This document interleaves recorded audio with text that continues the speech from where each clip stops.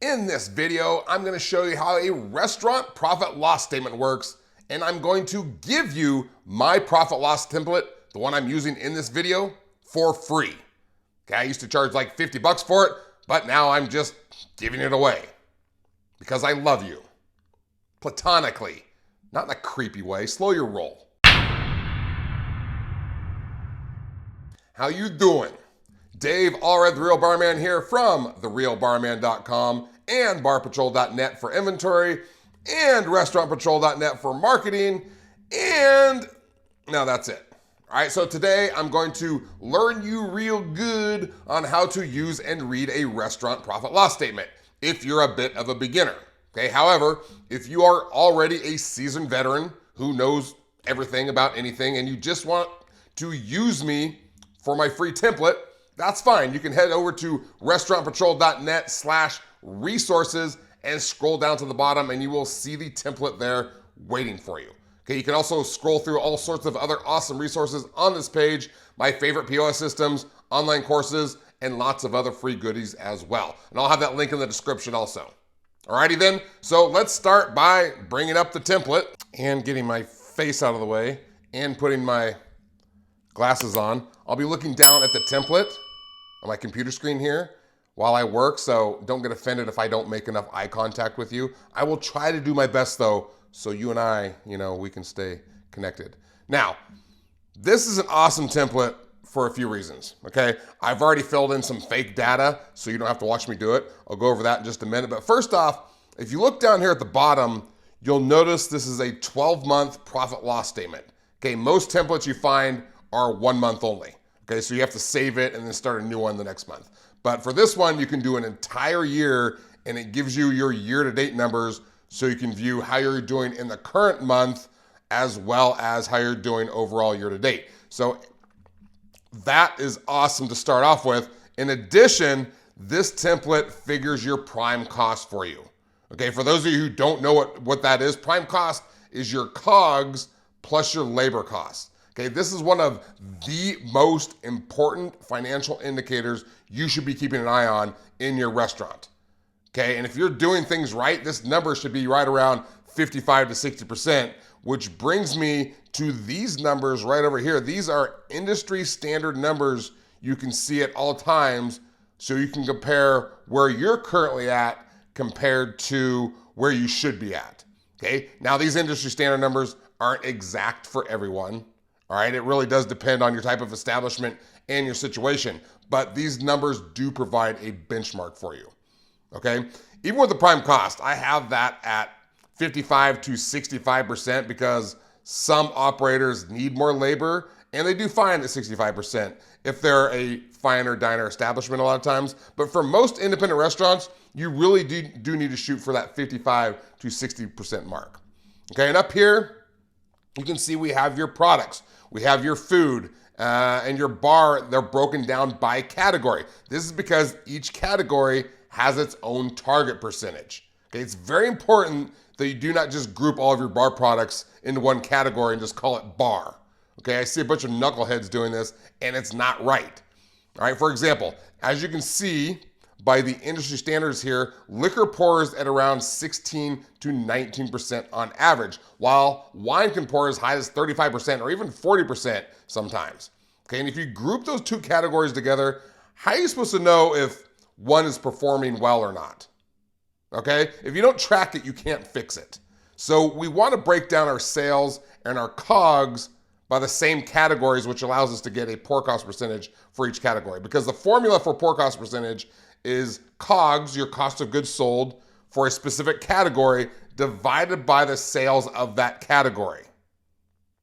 You got it? For instance, if you look at liquor, we spent $8,822 on liquor in the month of January, and our sales for liquor were $37,269. And if you do the math, that comes out to 23.671148%, which gets to round up to 23.7. All right, now, I don't want you to get confused. The numbers down here in the COGS section, these are the cost percentages you should be looking at. Okay, you can see them right over here. You can see it right in this section next to your standards right over here. Okay, these percentages up here, these are the percentages of sales for each category, right? So our total sales for January were $114,360. If you look at food, we sold $50,220, which is 43.9% of our sales. So basically 44% of everything we sold was food. And you can see down here that all totals 100% as it should. Does that make sense? Okay, next, if you're a bit of a beginner at this, you might be asking, well, where do I get all these numbers, Dave? Well, the sales numbers are coming directly from your POS system. Okay, just run a sales report for the month of January, print it out, and then you sit down with your coffee and your bear claw and you enter all of your sales for each category. Okay, and if you don't have your sales broken down by category in your POS, then you need to call your POS rep and chastise them first for not having it set up in your POS correctly, and then have them get it done because it should have been set up that way in the first place. Okay, for your COGS, the money you spend on goods for each month, those are going to come from your invoices. All right, grab all your invoices for the month, or maybe you record them somewhere, I don't know. Sit down and enter all of your expenditures for each category. Break it down. Okay, now, FYI, this profit loss statement is a summary template. It says it right here, which means you're not going to enter every line for every expense you have. Okay, the template only has this many lines for expenses. Okay, you're welcome to change the names here. Maybe you don't have music and entertainment, but you only have this many lines to work with. All right, if you have a detailed profit loss statement, you would have each line item broken down even more. Okay, you could have dozens of lines, but here you just need to summarize, which is why we have this miscellaneous category for everything else that doesn't fit. All right, I got sidetracked. Back up here to labor. This is broken down by management salary, hourly wages, and benefits. Simply plug in how much you paid for each category for the month, and once you do that, you will see the prime cost is automatically calculated here. This is the core of how your business is doing. This is what you should be looking at first. Okay, it's what you spent on your bar and your food products plus what you spent on labor divided by your total sales. All right, that gets you this percentage here. And now we can analyze how you did for the month. Okay, let's look at it line by line. Our food cost was 35%. Well, how does that compare to the industry average? Not good. We're too high here.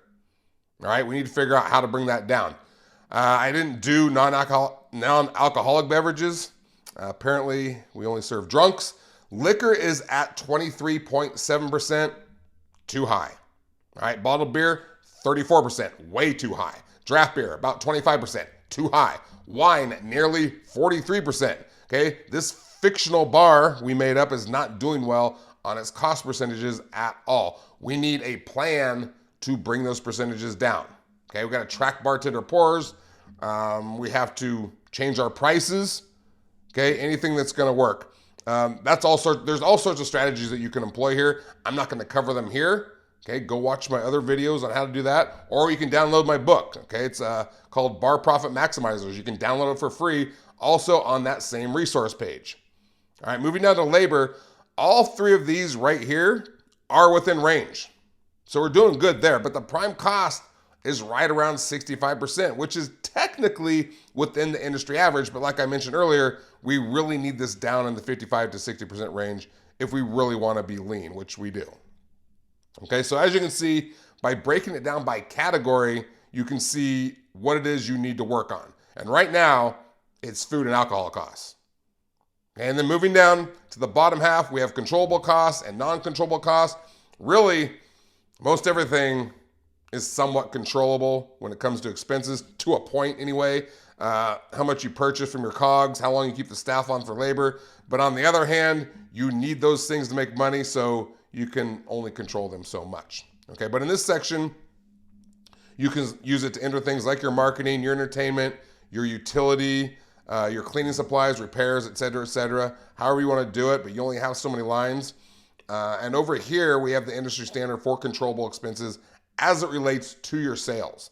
Okay, and you can see we're not doing too bad here. Okay, we're at 21%. Then down here are your non-controllable expenses, which is usually basically anything that has to do with your property, your occupancy costs, which is your rent, your property taxes, your insurance, your depreciation, and we have an other category there, which works like a miscellaneous category. And again, your industry standards are right over here. Okay? And now that everything's been entered, you can go down here and see what your profit is before taxes, which in this case is a whopping 4.8%. And as you can see over here, the industry average is 3 to 6%, which is so sad. Okay, so they're within that range. But if you do your monthly numbers like this and you use a template like this, okay, and you identify your problem areas, it's gonna help you determine exactly where you're at and what you need to fix. I mean, remember, these are industry averages, okay? But the industry sucks because 80% of the industry isn't systemizing and they're ignoring the problem areas. All right, so if you use a template like this to identify those problem areas and implement strategies to improve those areas, then you're gonna rise up and go over that 6% and be making more money, okay? Which makes you a superstar. All right, before we go, I mentioned the year-to-date feature here. If we click on February, you can see that it changes and you have your current numbers here and your year-to-date numbers here. And as you can see, we seem to have pulled our shit together because our prime cost number in February is at 54.2%, which is excellent. And overall, it's down to 59.2%. All right, woohoo! All right, this can fluctuate because some months you simply have to purchase a lot of product because you were running out. All right, which causes your prime cost to go way up. But this is why it's great to have a year-to-date average so you can see how you're doing overall and then you don't freak out when one month happens. All right, so a really great feature there. So I hope this helped you out. Again, you can get this awesome template for free at restaurantpatrol.net/resources. In the meantime, check out my next video and I'll see you there. All right, I'm out.